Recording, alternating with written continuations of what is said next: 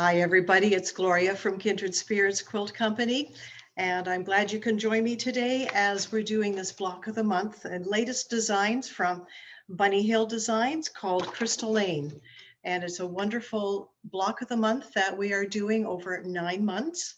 And the kits will be ready around the 15th each month. So the first kit is going to be the 15th of this month, 15th of October. So what I want to do is give you some hints and some items that just to pay attention to and to watch out for when you are making your quilt blocks each month, and a few of the tools that I have used just to make your life a little easier when you are preparing this quilt block or the quilt itself. The backgrounds for all of the blocks are all pieced, and so you're going to have fabrics in your kits, including the pattern every month, and the items for tracing. So the background is pieced first, and then the applique art is put on top of that. The pattern is actually have instructions for doing hand applique. However, I chose to do fusible applique. And one thing and to pay great attention to when you are doing fusible applique is that the patterns that will be included are not reversed. So if you're going to do fusible applique, when you do trace on whatever product you're using, you must reverse them. So you need a light source, which is the easiest to do, and a light box, or whether a window can suffice for that, but it does make it a little more tricky to do that.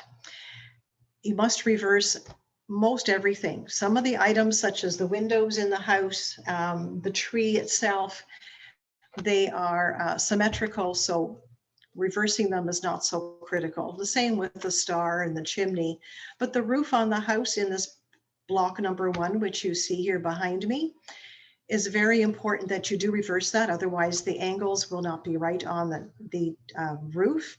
The same with the owl and the branch. Those were all right if you did not reverse them, and the leaves, you're just going to be placing them. So by reversing the applique items, when you are ready to place them on your pieced background, you will use your original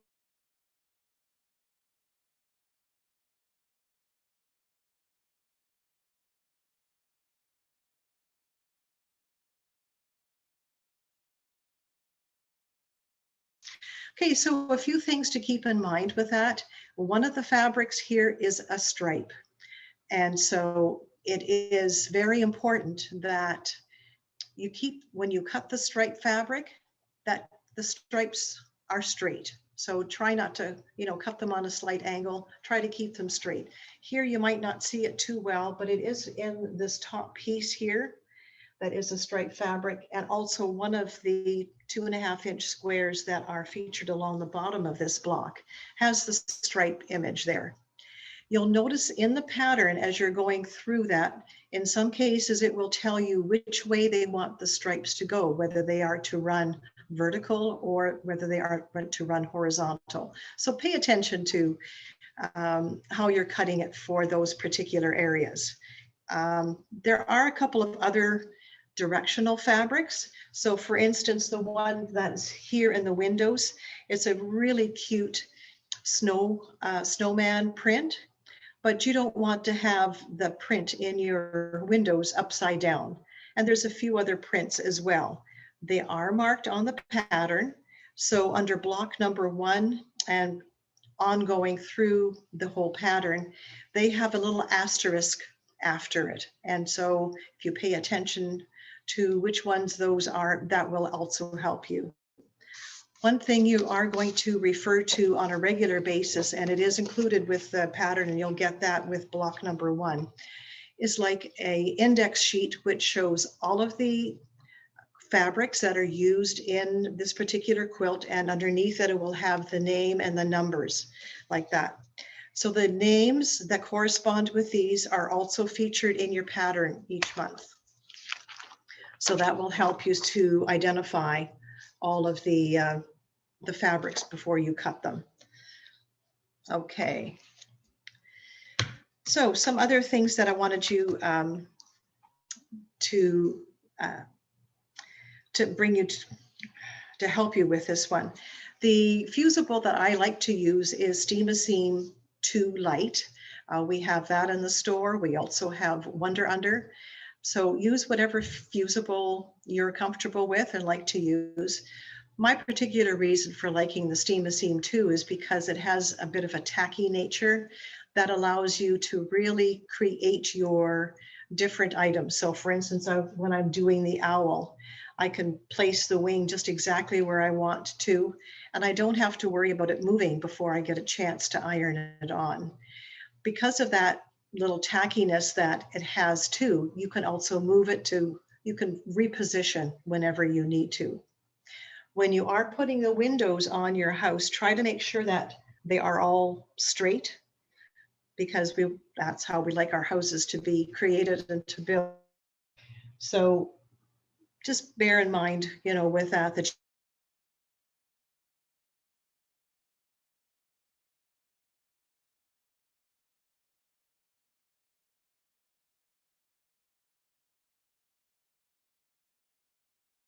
find a buildup on their needle. But there are a couple things come out super non-stick needles, and we have those at the store in the various sizes. These have been designed especially for using fusible so that the glue does not build up on the shaft of the needle when you're sewing. So that's a wonderful addition to your needles that you have in your sewing room. The other item that you could also use, there's called Sewer's Aid. Sewer's Aid is a silicone product, and if you were just to put a drop between your two fingers and rub that up and down on the needle that you have in your sewing machine, other than these non-stick needles, and then thread your needle, it also will help to eliminate or greatly reduce, for sure, the buildup of the sticky glue that can accumulate on your needles. Okay. Remember, I think I did a mention about reversing some of the elements on there. I'm just going by my notes here. The other thing for, particularly in the owl, and going further on all of these 9 blocks, there are some of the applique items which have a very white background and are quite light, but you might be applying them to a fabric that has a significant color, such as this one in the corner. So there's this blue with a white dot. And when I first put the owl on there, it really shadowed through, and that's not a look that I generally like to see, and I don't think that you'll want to either. So what I use is I back that fabric before I apply my fusible with Shape Flex. It's also called SF101. Just iron a piece a little bit larger to the back of then the item that you're going to be cutting out to the back of your fabric, and then treat it as one piece of fabric. That will eliminate the shadowing of anything darker underneath coming through. So you'll find that on occasion as you're going through the 9 blocks of this quilt. In this one, I just did the body of the owl. The wing, most of it is on top of the white body of the owl, so I didn't bother with that particular one.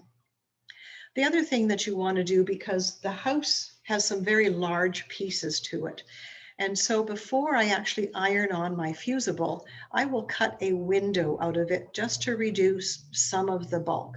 So for instance, on this large piece for the house, I really only have fusible around the outer edge. I would have at least a 1/2 inch to 1 inch, and in the center, there will be no fusible at all.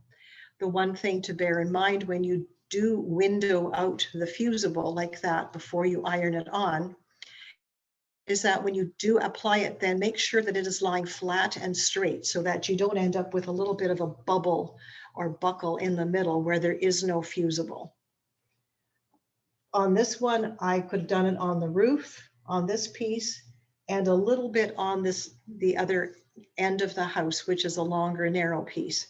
I didn't happen to on that piece, but on the roof and on the main house, I did. So As you're going forward constructing the different houses in each block, some of those pieces are quite large, and so you'll find that a little bit easier to reduce the bulk, and also for later on when the quilt is machine quilted, or if you were to hand quilt it, I think that would be quite a bit to hand quilt. But anyway, it will help with all of that. There are some accent embroidery elements to this. The pattern there's 3 different shades of embroidery floss, which we do carry here at the store. This particular block only used 2 of them, but you'll see little accents to create the eyes and nose on the owl, his legs, and also the sashing in the windows. So there's not a lot of embroidery accents. The other thing is, if you didn't want to do hand embroidery, for instance, on the window sashing, you could consider using thread and machine sewing that, and that would be fine too. So that's just a little hint that you could use. What I wanted to share with you is the thread numbers that I've used in this particular block, and because the palette of colors in all of this quilt is the same, these are really the only threads that you would need for all of the machine applique.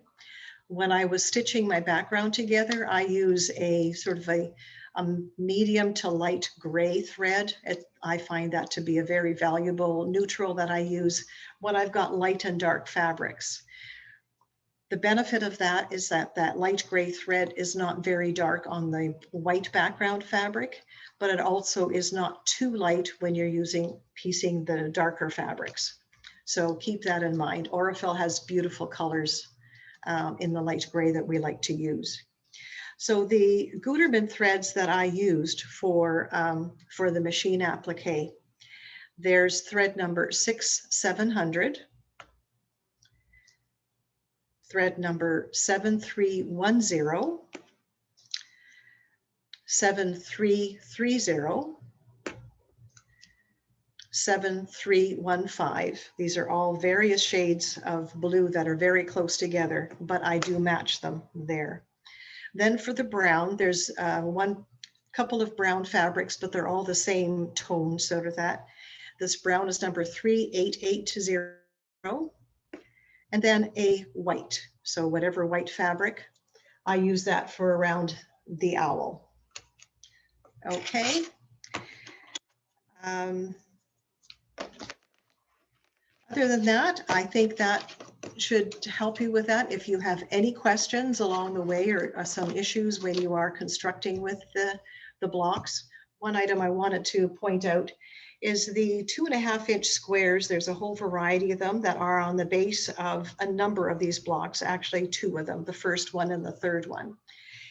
You can follow on your pattern and do the same placement that they have, but that really isn't necessary. You could rearrange them or use a slightly different number of particular value, whatever you want to use. And whatever's pleasing for you, as long as it all fits, with the top of the block, that will be fine. Okay, well, I hope you have great success and a lot of fun making this Bunny Hill Designs quilt, and that you get to enjoy it for years to come. All right, thank you, and good luck with that. Bye.